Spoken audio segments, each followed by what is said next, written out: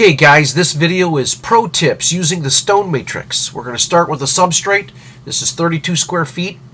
And the first thing that I want you guys to do is take your stone matrix and mark all the joints, all the outside edges. Put a black mark or an arrow denoting exactly where those edges are, because that's going to be important later on.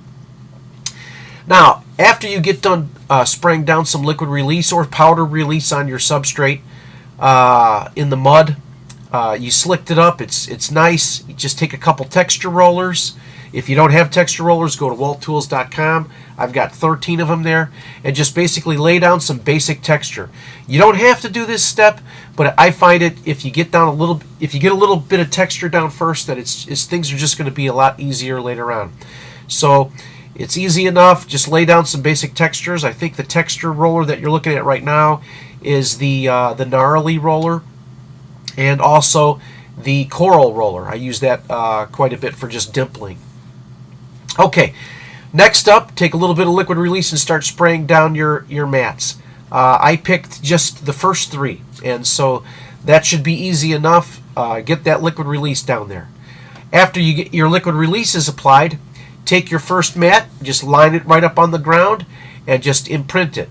Now when you're pressing this in, you'll actually feel the actual rock joints, because they're a lot thicker and a lot more rigid.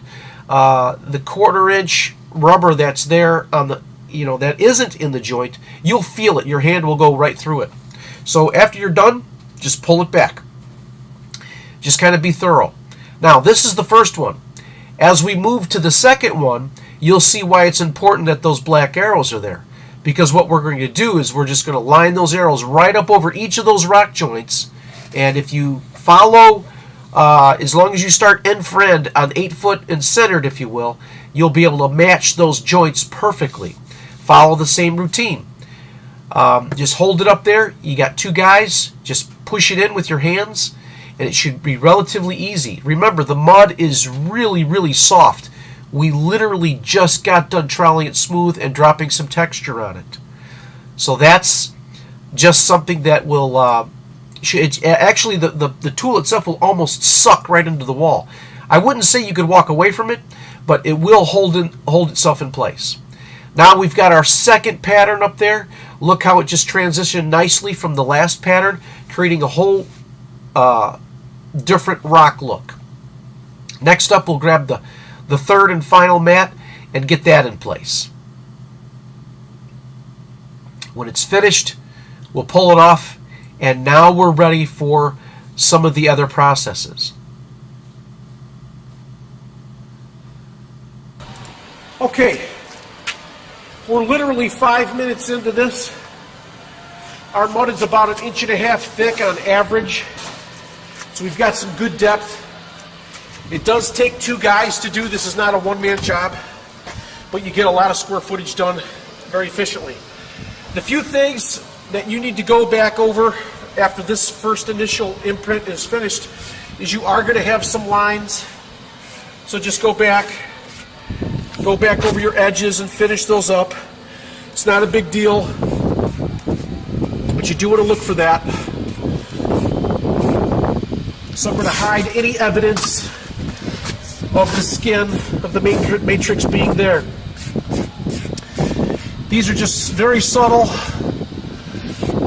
and it shouldn't be that hard to cover them up. Just kind of be thorough. And of course, the texture roller is going to take care of this a lot too. Don't worry about big problems.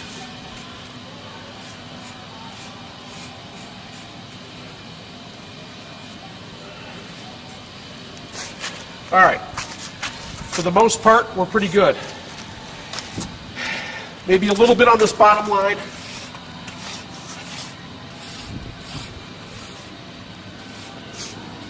And a lot of times, this area is going to be on the grass line, so it'll be easily hidden.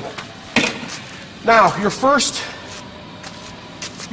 order is going to be to drop down some texture.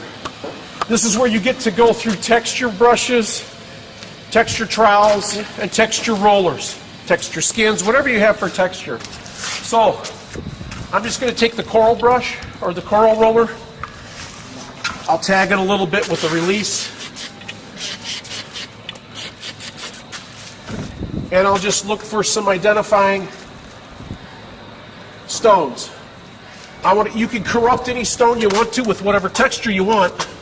I'm just picking and choosing which stones that I want to be textured with this particular roller. And you can be random. Now, the first pro tip that I want to show you is involving touch points. Now, a touch point is where a stone basically touches another stone. Because we're kind of like a dry stack pattern here, I want to show you how a touch point is fabricated with your roller. I'm going to use the gnarly roller. Okay, and I'm going to create a touch point right through this area right here. What I'm doing is I'm kind of smashing the mud together until it just about touches. Now, I don't want the whole stone to touch. I just want this area right in here to touch. This is supposed to be wild, and that's supposed to be wild. I just want a small touch point. So over the next couple minutes, I'm just going to go through and create a bunch of these touch points, and you can see the method and the technique as I do it. And I might even change rollers, but I like this one a lot. So we'll just start with that.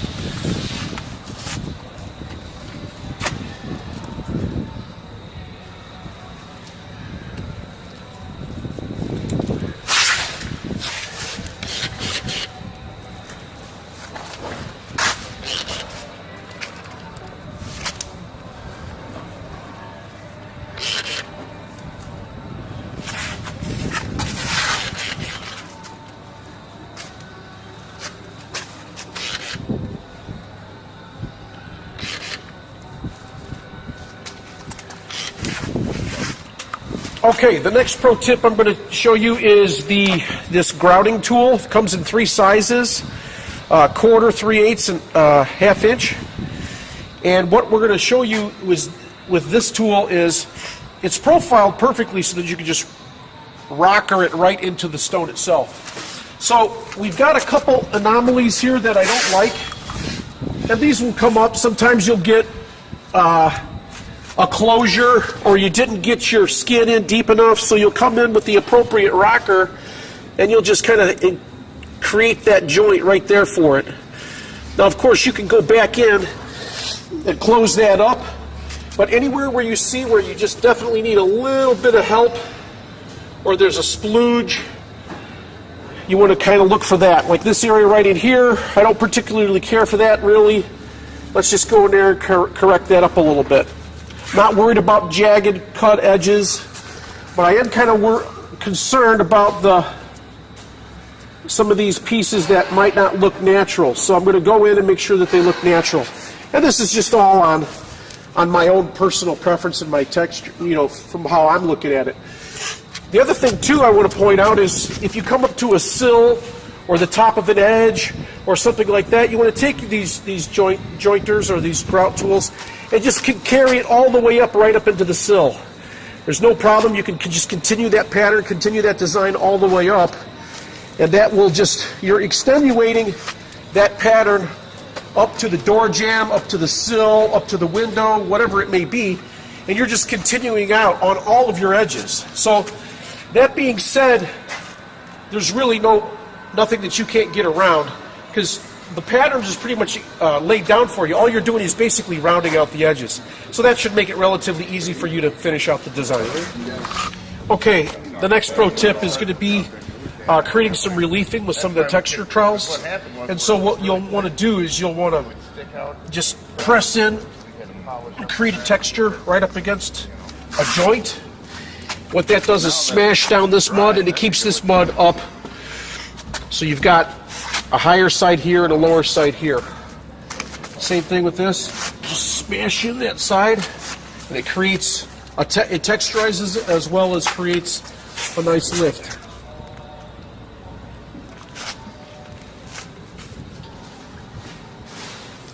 Oh yeah. All right, guys.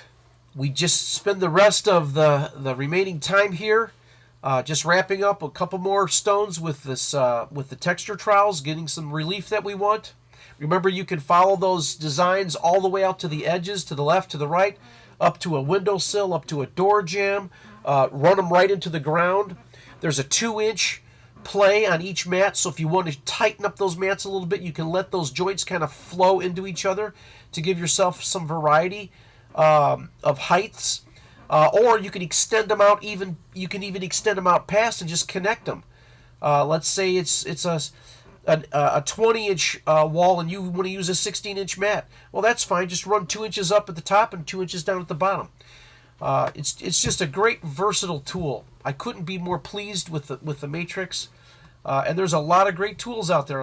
I don't want to take anything away from the guys that have invented things or created things before me. But this tool alone will save you tremendous time and energy. There's basically really no designing to do. There's basically no clean out to do. And those of you who are hand carvers know a design and clean out are a major factor in working with vertical decorative concrete from a hand carving perspective. The end result is stunning. It's fantastic. It gives us all the elements that we like. I can hardly wait to use this tool in the future. It's just such a treat. It's $1,200 retail. You could pick up your copy at walttools.com. You guys have a blast. Enjoy the tool, and I'll see you next time.